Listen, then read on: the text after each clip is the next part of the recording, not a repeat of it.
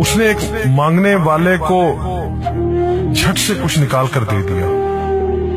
میں نے کہا کہ بھائی دیکھ بھال کر دینا چاہیے، یہ فراڈ لوگ ہوتے ہیں اور عام انسان کے جذبہ نیکی کو ایکسپلائٹ کرتے ہیں۔ فرمانے لگے آپ نے وجہ فرمایا میں پہلے ایسا ہی کرتا تھا، پھر ایک واقعے نے میری دنیا بدل کر رکھ دی۔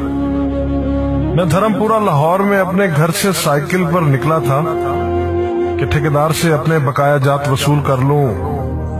میں اسٹیل مل فکسر تھا اور ایک کوٹھی کے لینٹر کے پیسے باقی تھے، مگر ٹھیکیدار آج کل پر ٹرخا رہا تھا۔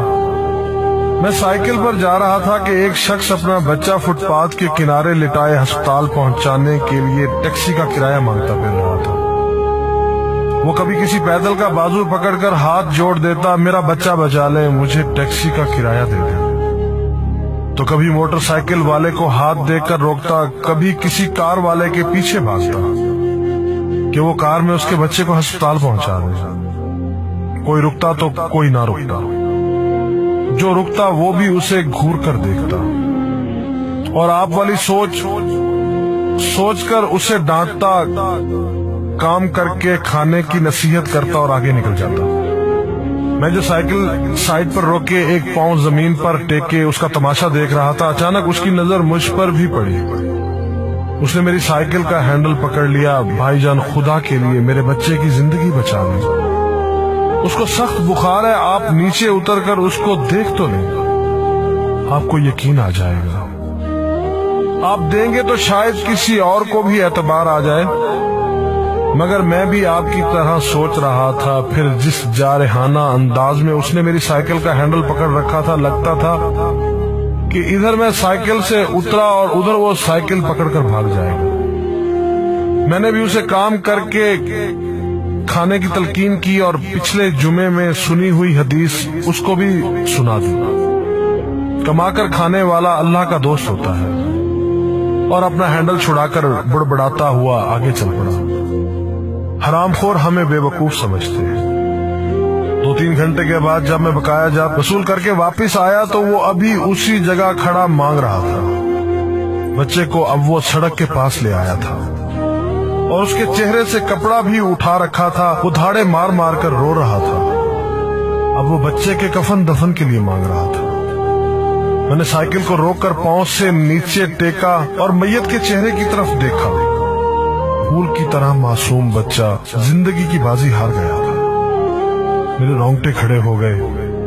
میں نے جیب میں جو کچھ تھا بقایا جات سمیت سب بغیر گنے نکال کر باہر پھینکا، اور اس سے پہلے کہ اس کا باپ میری طرف متوجہ ہو، سائیکل اس تیزی سے چلا کر بھاگا گویا سارے لاہور کی بلائیں میرے پیچھے لگ گئی ہوں۔ میں گھر پہنچا تو میرا برا حال تھا۔ تھوڑی دیر بعد مجھے بخار نے آ گھیرا۔ بخار بھی کچھ ایسا تھا گویا میرے سارے گناہوں کا کفارہ اسی بخار سے ہونا تھا۔ گھر والے مجھے ہسپتال کے لیے لے کر نکلتے اور میں چارپائی سے چھلانگ لگا دیتا۔ مجھے ہسپتال نہیں جانا تھا، میں اسی بچے کی طرح ایڑیاں رگڑ رگڑ کر مرنا چاہتا تھا۔ 2-3 دن کے بعد بخار کو تو آرام آ گیا، مگر میں ذہنی مریض بن گیا۔ مجھے لگتا گویا میرا اپنا اکلوتا بیٹا جو 3ری کلاس میں پڑھتا تھا وہ اس بچے کے کفارے میں مر جائے گا۔ میں نے بچے کا اسکول جانا بند کر دیا۔ بیوی کے بار بار اصرار کے باوجود میں بچے کو اسکول تو کیا دروازہ کھولنے بھی نہیں جانے دیتا تھا۔ 40 دن گزر گئے تھے اور بچے کا نام اسکول سے کٹ گیا تھا۔ وائف نے اپنے بھائی سے بات کی جو دبئی کی کمپنی میں کیشیئر تھا۔ اس نے مجھے باہر بلانے کے لیے پاسپورٹ بنانے کو کہا، مگر ایک تو میں شناختی کارڈ بھی پیسوں کے ساتھ نکال کر بچے کی میت پر پھینک آیا تھا، دوسرا میں خود بھی بچے کو اکیلا چھوڑ کر باہر نہیں جانا چاہتا تھا۔ وہ 40 دن قیامت کے 40 دن تھے۔ 40ویں دن 10 بجے کے لگ بھگ ہمارے گھر کا دروازہ بجا۔ دروازہ میں نے خود ہی کھولا اور سامنے اس بچے کے باپ کو دیکھ کر مجھے چکر آ گیا۔ مجھے لگا جیسے ہم دونوں آمنے سامنے کھڑے خلا میں چکر کاٹ رہے ہیں۔ درمیان میں بچے کا چہرہ بھی آ جاتا۔ میری کیفیت سے بے خبر اس باپ نے مجھے دبوچ لیا اور پھوٹ پھوٹ کر رونا شروع کر دیا۔ وہ کچھ کہنے کی بجائے میری ٹھوڑی کو ہاتھ لگاتا اور اسے چوم لیتا، جبکہ میں پتھر کا بت بنے اس کی گرفت میں تھا کہ اچانک مجھے جھٹکا لگا اور میری چیخ کچھ اس طرح نکلی جیسے کسی کو پانی پیتے وقت اچھو لگ جاتا ہے اور پانی اس کے منہ اور ناک سے بہہ نکلتا ہے۔ میں اس بچے کے باپ کو سختی کے ساتھ سینے سے لگائے یوں رو رہا تھا گویا اس کا نہیں بلکہ میرا بچہ مر گیا ہے۔ ہمارے رونے سے گھبرا کر پورا محلہ اکٹھا ہو گیا تھا۔ آہستہ آہستہ 40 دنوں کا غبار نکلا، اس کو میں گھر میں لے کر آیا۔ محلے والے بھی آ گئے تھے جنہوں نے اس آدمی سے بہت افسوس کیا۔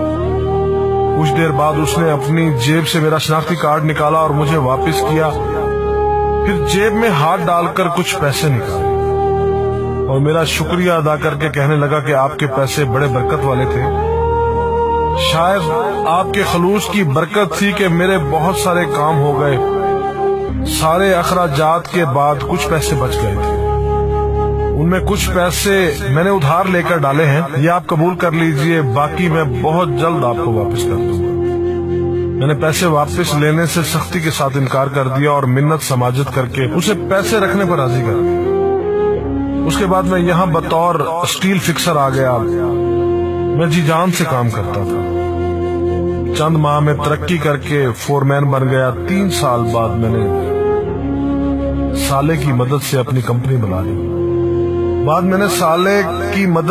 کمپنی بنا لی اور اس بچے کے والد کو بھی اپنی کمپنی میں بلا لیا۔ آج وہ میری کمپنی میں فور مین ہے۔ اس بچے کے بعد اللہ نے اس سے 2 بیٹوں اور 1 بیٹی سے نوازا ہے۔ میں اسے آپ سے ملواؤں گا، مگر اسے سائیکل والا قصہ مت بیان کیجیے۔ وہ آج تک نہیں پہچانا کہ میری سائیکل روک کر اس نے مجھ سے سوال کیا تھا۔ وہ مجھے ولی اللہ سمجھتا ہے جس نے اس بچے کی لاش دیکھ کر سب کچھ نکال کر دے دیا۔ قاری صاحب اس دن کے بعد میں کسی کو خالی ہاتھ نہیں لوٹاتا۔ تھوڑا سا دینے سے نہ وہ امیر ہوتا ہے اور نہ میں غریب ہوتا ہوں، بس دل کو تسلی ہوتی ہے کہ میں اس بچے کا خون بہا ادا کر رہا ہوں۔ رہ گئی لوٹنے کی بات تو قاری صاحب ہمیں کون نہیں لوٹتا۔ جوتے والا ہمیں لوٹتا ہے، کپڑے والا ہمیں لوٹتا ہے، سبزی اور گوشت والا ہم کو لوٹتا ہے۔ اتنا لوٹنے کے بعد اگر کوئی ہمیں اللہ کے نام پر لوٹ لے تو شاید حشر میں ہماری نجات کا سامان ہو جائے کہ یہ بندہ میری خاطر میرے نام پہ لوٹتا رہا۔